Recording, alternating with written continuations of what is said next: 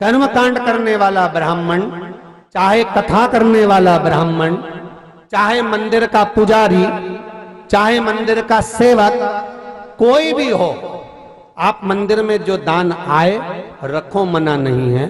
पर मंदिर में भगवान की जब आरती होती है, पोथी पुराण की जब आरती होती है, या कर्म कांड करने वाला ब्राह्मण जिस आरती को कराता है, उस आरती में जो रुपया चढ़ता है, ब्राह्मण हो चाहे ब्राह्मण का बालक हो, अपने प्रयोग में नहीं ले सकता। वो केवल गाय के हिस्से का रहता है, वो केवल गौ माता ही भोग सकती है। उसका कारण क्या है वो भी समझ लेना। जितने ब्राह्मण कर्मकांड कर रहे हो, जितने पोथी पुराण कर रहे हो, जितने पूजन कर रहे हो, जितने अर्चना कर रहे हो, आप अगर आरती का पैसा प्रयोग में लेते हैं तो घर में सुख नहीं हो सकता। कुछ ना कुछ टेंशन परेशानी जिंदगी में चलती रहेगी।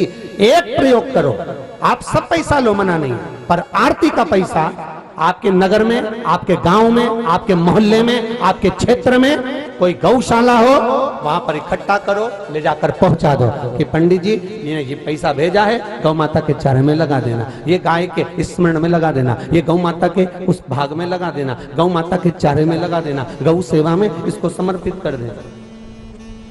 चाहे कथाकार क्यों ना हो, चाहे कर्मकांडी ब्राह्मण क्यों ना हो, चाहे मंदिर का पुजारी क्यों ना हो, सारा पैसा आप प्रयोग में लो, हमें मना नहीं। परंतु उस आरती के धन में क्यों? तो शिव महापुराण की कथा कहती है कि व्यक्ति के आरती जब वो ग्रहण करता है, दोनों हाथों से जब वो बलैया लेता है, उस समय पर अपनी अला का बला का भाव उसमें प्रदान कर देता है। वो भाव ब्राह्मण जब अपने प्रयोग में लेता है तो ब्राह्मण भी दुखी हो जाता है, ब्राह्मण को भी। और ये कथा हमने पहले भी कही, आप याद करिएगा इस कथा का स्मरण।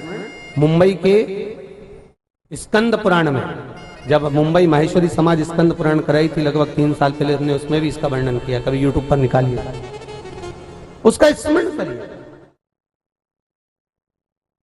सुख भोगना है, आनंद भोगना है, जीवन को धन्य बनाना है, तो उस धन का प्रयोग हम ना करें। कहीं तुम्हारे नगर में, तुम्हारे दौसा में, तुम्हारे क्षेत्र में, तुम्हारी जोधपुर, जयपुर, तुम्हारे चित्तौड़गढ़ आदि आदि जगह में जहां कहीं भी गौ माता विराजमान हो, जहां गौ माता, और गौशाला भी नहीं जा सकते तो तुम्हारे मोहल्ले में दरवाजे पर, रोड पर जो गाय आए, उस गाय को हरा चारा डाल दो, उसके लिए पानी की टंकी रख दो, उसके लिए प्याऊ की व्यवस्था कर दो। गर्मी का समय है, उसके लिए टंकी बनाकर रख दो कि गौ माता यहाँ पर पानी पी ले, गौ माता यहाँ पर स्मरण कर ले, गौ माता यहाँ पर आनंद पा ले, सुख का भाव।